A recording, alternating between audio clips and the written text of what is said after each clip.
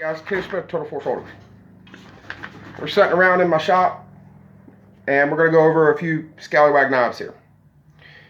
First off, I am going to see how much recording time I have. 16 minutes. Okay. So, I'm going to set my watch here, and I'm going to keep an eye on that, and I'm going to try to stop at 13. This is kind of what got me started on my little journey, if you want to call it that, with Skallywag. This is the D2 Dagger. This one's my wife's. As you notice, it's in FDE. Okay, I saw one of these in Joey Boswell's shop, and I liked it, and I didn't buy it because I didn't have the money at the time. But kind of got started following his work, and lo and behold, I ended up becoming friends with the guy who owns the place. So, D2 Dagger here, it's kind of how I got started. Like I said, this was my wife. Notice, like I said, D2 tool steel. That is an awful thick piece of metal, all right? This is a thruster, okay? It is a dagger. You can cut with it, but that's not what its primary purpose is. You've got a 40-degree following edge on both sides, okay?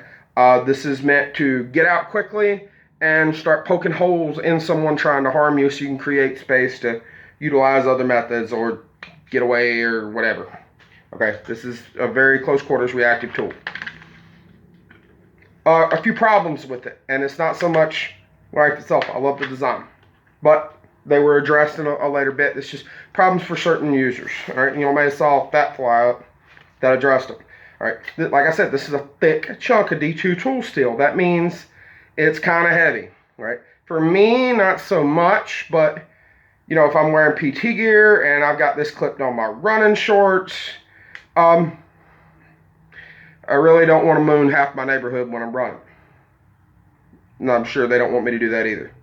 So we're even there. You get enough weight in like elastic banded pants, be they running shorts, grappling shorts, yoga pants, leggings. If it's held up by elastic and not a belt, weight's not your friend. All right, this is kind of a heavy knife. The next thing you'll notice is the clip. Okay, this knife was meant to be worn in molly webbing. You take one of the little channels of your molly, stick it in there, and that just kind of provides secondary retention. So it's right up here on your kit. All right, rifle goes down, drop it, get it out, create space. All right, that's what this is meant to do. Notice the big finger ring. That way you can get into it with gloves. That's a good thing. But this clip, while it works great, especially with that big finger ring up there to get out of your molly webbing, doesn't work so well when you're carrying it clipped in your waistband. Okay? It's just kind of there. It's just like a spring. There's no spur or anything to grab material and hold it in place. So if that's how you wanted to carry and you had this knife, you were kind of stuck with ordering an aftermarket sheath, modifying this sheath, trying to put a new clip on it, or buying a new knife. Not anymore. This is the Skallywag Tactical Aluminum Dagger. All right, notice it's bright red. It is bright red because the steel ones are in black, OD, and FDE like this one is. Other than that, they're similar. The trainer, and I about cut my face there because these things are extremely sharp, and that point grazed my beard. The trainer is bright blue. Live blade, blue equals trainer. Notice dimensionally, they cover each other, okay? Very, very similar, right? The big difference here, obviously, the D2 Dagger is going to be way more durable. That's just basic metallurgy, okay? But here's the deal, guys. Unless you're going to pound it in concrete or shit like that, this aluminum will do you just fine. I forget what grade it is. There's nothing in the human body harder than aluminum, though. So you can ram this in hard, deep, and fast often and punch big holes in whoever to create space. Works just as good. But it is noticeably lighter. Pull this one out.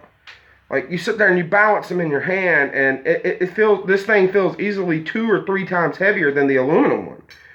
So if you're wearing those elastic banded pants, be it, you know, someone like me, when you put on your grappling shorts or your running shorts, or, you know, a woman in leggings or yoga pants or some shit like that, the lighter weight is definitely your friend.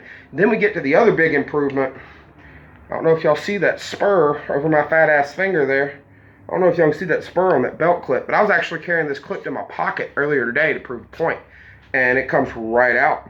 So big kudos. Now, here's the important part. $200, soon to go up to $250 or so. I don't know exactly when, but the guys who shipped these for them, got Joey and Martha, are on his ass about him losing money on this. So if you want one at 200, get that shit now. This one's only 50 bucks. All right. It hurts my wallet to spend $200 on a knife too. I feel you. I'd much rather spend 50. So that sounds like something you're interested in. Either one of these knives are your friends. Again, this one's only available in bright red. It is aluminum, very lightweight. And one thing that all you might want to know the answer to, you better hold that. Notice the D2 dagger and the aluminum dagger both fit each other's sheaths just fine.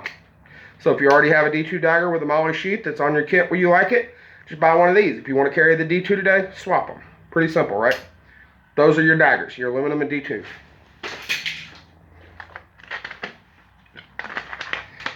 Next one we have is the standard Guardian. By the way, me and my wife paid full retail for those two. Okay, and I bought another aluminum dagger at full retail. This one I did not pay full retail for. I didn't pay full retail for it because I traded Craig a competing product that he destroyed with one of these. Him and Mike did. And that was extremely funny, by the way. Notice, bigger finger ring. First off, notice, let me get the D2 one out here.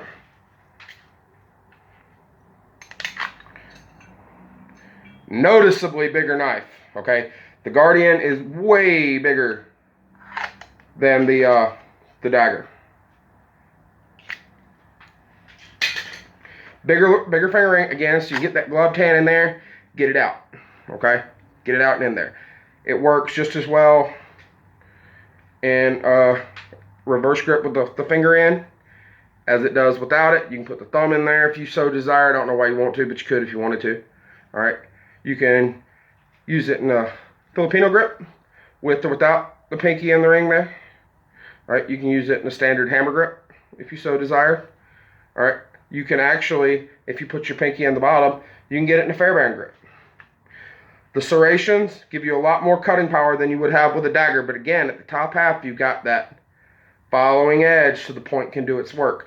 That point, just like the dagger, is like a hypo. Again, this is also D2. It's got the G10 scales on there because this is more meant for a military use knife where your hands might be bloody, sweaty, what have you. Okay? This is a big, beefy son of a bitch. It's $225. Okay? They have the professional Guardian. There's a few little minor differences. If I can ever afford a professional Guardian, then I'll do a side-by-side with them. Kydex sheath. Okay? The belt clip is kind of like an almost tech lock. I don't know exactly what to call it, but it works kind of like a tech lock, so I'm just going to call it almost tech lock.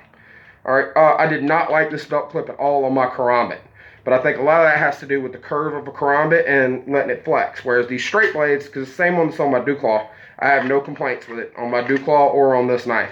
All right, it comes out fast as hell out of this sheath and up and into the fight, which is what you want. Again, this is meant to create space. This is meant to get somebody off you so you can get another weapon, another force option into play. Who do I see the daggers being used for? Well, everybody. Okay? Make big holes, get them off you, do your thing. Who do I see this being used for? You know, it's a big knife. You can conceal it. I know, I've already done it. I've been walking around with this thing under my shirt all day. All right, first off, I'm on my own property. So that does not necessarily mean it's legal to carry this out and about. That's up to you and knowing your state laws and what your DA will or will not prosecute when it comes to those. Doesn't necessarily mean just because your DA won't prosecute it that you want to take the chance. But just saying, if you know things like that, then you use that to make your decision. This isn't legal advice. This is just me saying if you want to, you actually can. You can put IWB snaps on here, which I might do just to try. I don't know what other kind of belt loops you could use. I'm sure there's other ones, but yeah. Like I said, this one right now is set up for the 1 3/4 inch belt I've been wearing a lot lately, and you can adjust that belt clip just by moving this little piece. And there was actually another one in there, but with it in, it wouldn't fit my belt, so I took it out. Cool things about the Guardian, you can actually strike with it in your hand, all right, as you well know, and use almost like a hammer fist action and use that ring like a brass knuckle. All right, same thing can be said of coming across like a ridge hand. Okay, this is an option. And truth be told, I wouldn't necessarily do it with the aluminum one, but you can absolutely do the same thing with the dagger. So, Which one's right for you? I don't know. You could just do what I did and get all of them. But if you buy all of them, you're looking at spending almost as much money as you would for a new Glock. If you got that kind of money, let's be friends, because I need some of it. But yeah, not a bad option. Great knives, great company, great people, and 2019 is going to be a big year for them. What else do they have out? Well, of knives that I have the Dew Claw and the Deep 6 Karambit. And I've already done separate videos on those.